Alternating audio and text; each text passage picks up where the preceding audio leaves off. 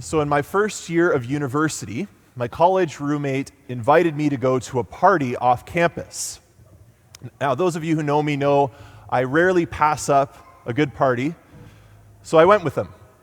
And we got to this house, and at the party, while we were out in the backyard, he offered me a can of chewing tobacco.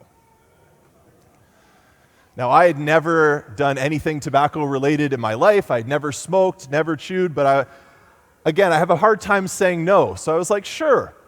What's the worst that could happen? More on that later. So he tells me, as the juice comes out of the tobacco leaves, just spit that out. And I'm like, okay, I can do that. And at the very end, he spits his plug out and tells me to do the same thing, and a couple strands of tobacco is all that comes out. Now, some of you, I heard groaning because you probably know what's going to happen. I didn't. And he's like, where's the rest of it? And I said, I don't know. I must have swallowed some of the leaves. And he just looked at me with a look of pity. And he said, buddy, this is going to be a rough night for you. So we went back into the house, and I'm sitting on a couch, and I start to feel a bit of churning in my stomach. And I realize that the future is not looking too promising for me, and the hopelessness begins to set in. And I'm barely able to dash out of the house before I puke all over their backyard. And so I text my housemates on the inside, because I didn't know these people whose party it was very well. And I was like, guys, we got to get out of here. I got to go home. And so we start walking home, and I am just so sick. I'm throwing up on the sidewalk, on people's lawns. It's a mess, right? At one point, there was a lake close to our house, and I just laid on the dock with my head over the water for what seemed like hours, and just, gave the fish some free food, if you know what I mean. But when I finally get back to the house, because we had broken curfew to go to this party, the doors were all locked. And I'm like, can this night get any worse? Now I just want to crawl into bed and just pretend this night never happened. So I have to walk all the way across town. I'm sick there too. And even the next morning, I was sick. And I was like, am I ever going to get better? Did I mess myself up completely forever? And I just realized, this one decision, it messed up not just the party, but the whole night and a good chunk of the rest day. I swore I would never, ever, ever touch chewing tobacco ever again. And I realized that this mistake, it had consequences that just kept spiraling out of control. And I tell you the story because I wonder, have you ever felt that your life was going out of control? That because of one misstep, you've wrecked your future going forward? Maybe you believe that you have permanently ruined your life because of some decision, some mistake in your past that has irreversible consequences, and that you constantly live in the shadow of. Maybe it's not so much what you've done, but what someone has done to you that makes you doubt that your life will ever be able to go back to the way that it was. And you say things to yourself like, I'm just not set up for a good life. My family is just too dysfunctional. I'll never be able to get that friend back. Or that employer, when he passed me over, he really messed up my life. It's just so unfair. Or maybe nothing has happened to you yet. But you're anxious all the time, and you feel like if I just make one false step, I'm gonna screw my life up. The future is so precarious, and I don't want to step out of line and do something that would inadvertently wreck my future. And some of you are thinking, well, Father Isaac, I wasn't anxious about anything coming into Mass, but I sure am now, right? Now I'm afraid of everything. Aren't you supposed to comfort us from up there or something? Well, for us as Christians, what we do is we sometimes take these anxieties about our future and we put them on our view of God. And we think things like, well, my life is so messed up that not even God could fix this. Or it's my responsibility to make sure that my life is on track so that I don't let God down. Maybe some of you have thought these things.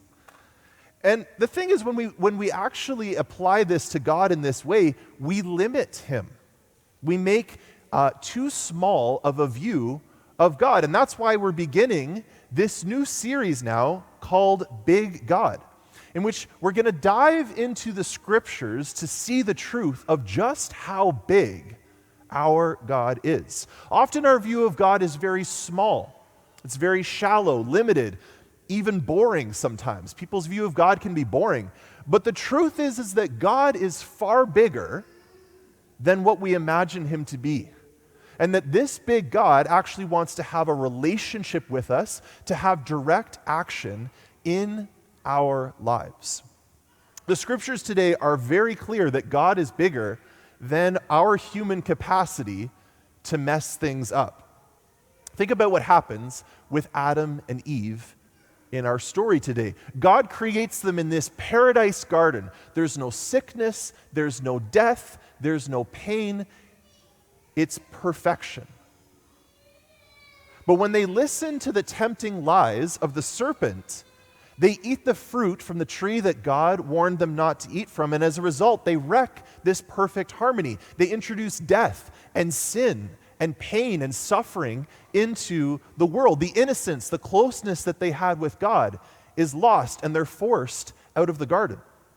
And not just them, but all of their descendants are cursed as a result of their rebellion. And the relationship between humanity and God is wounded. I'm not exaggerating when I say this was the most tragic, the most cataclysmic moment in human history. This was the great fall of our race. And there was really a feeling that the devil had won, that the serpent had won. Imagine the guilt and the shame that Adam and Eve would have been feeling. Like, we allowed ourselves to be tricked. We fell away from God. And as a result, all of our children now, the whole of humanity has this future of doom. There's no turning back. There's no way to recover what was lost. But in this moment of utter loss, of utter hopelessness, God speaks to the serpent. And the words that he says will reverberate through the rest of history. This is what God says to the serpent.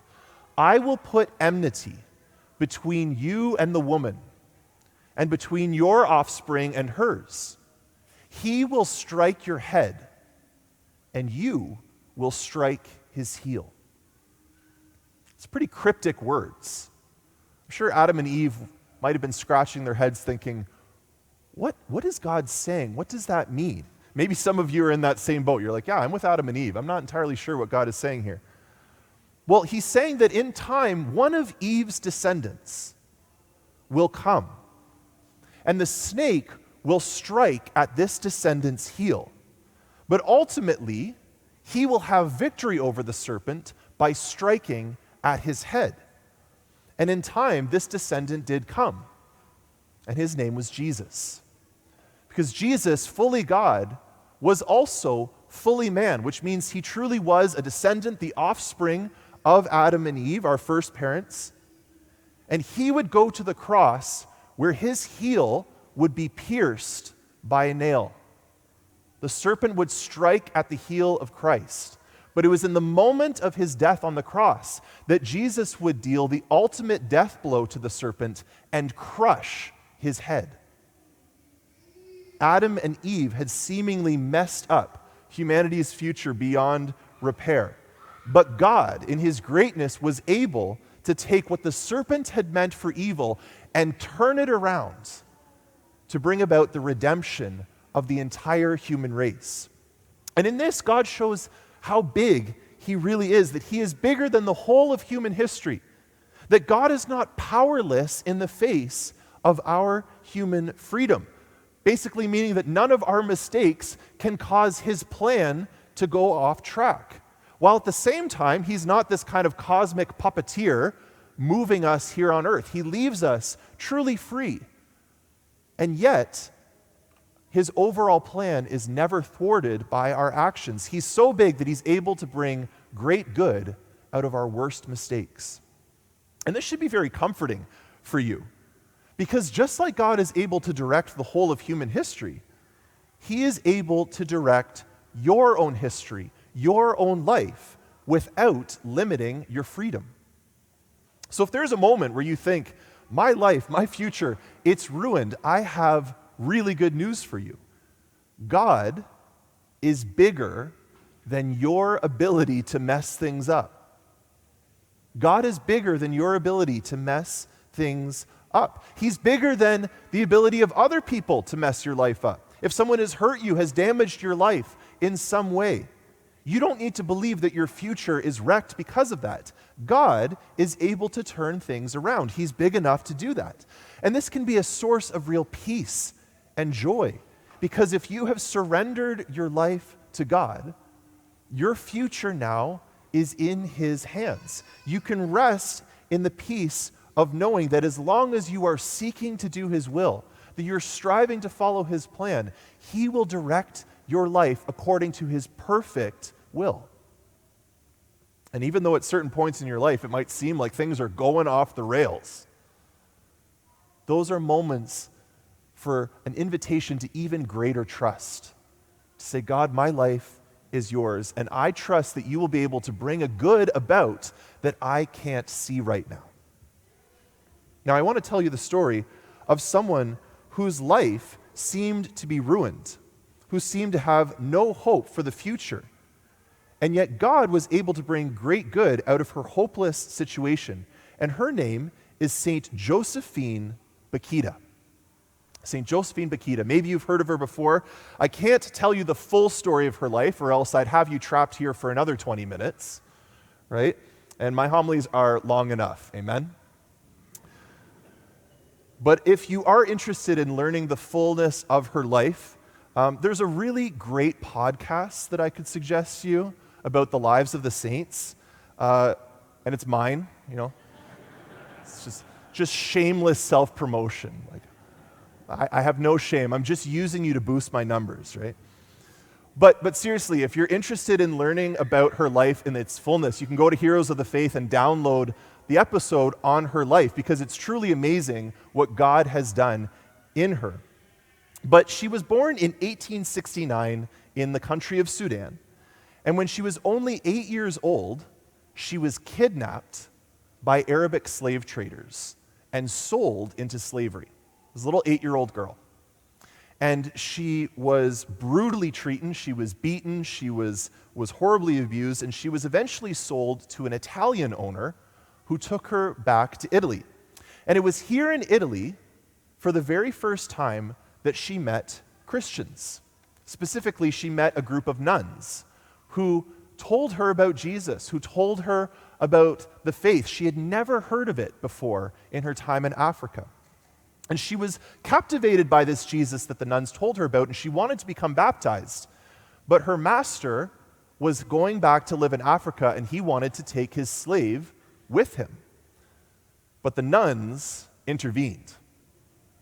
Never mess with a group of nuns, right? So they got the church involved. They started this whole court case to fight for Bakhita's freedom, and eventually the court decreed that she was no longer a slave and she could do whatever she wanted. And what she wanted to do with her newfound freedom is to become baptized. She took the name Josephine, and she actually joined the same convent of nuns that had befriended her and told her about the Lord. Now, clearly, Bakhita in her life, she endured horrific abuse, kidnapping, slavery, torture, and she endured a lot of stress. I mean, imagine going through a trial where you're not sure if you're going to be a slave or free by the end of it. And in that moment, I'm sure all she could think about was the pain of what she was going through and wondering, is there any hope for me? What is my future going to be? But God was able to use all of this to bring about this opportunity for her to meet him. And Bakhita herself, she said this amazing quote when she was asked later on about her time in slavery. She said, "If I were to meet the slave traders who kidnapped me, and even those who tortured me, I would kneel and kiss their hands. For if that did not happen, I would not be a Christian and religious today." That's powerful. That's powerful. Can you see the greatness of our God working in the life of this woman? That even though horrible things were done to her that would ruin anyone's life, God is still able to direct her to a beautiful future.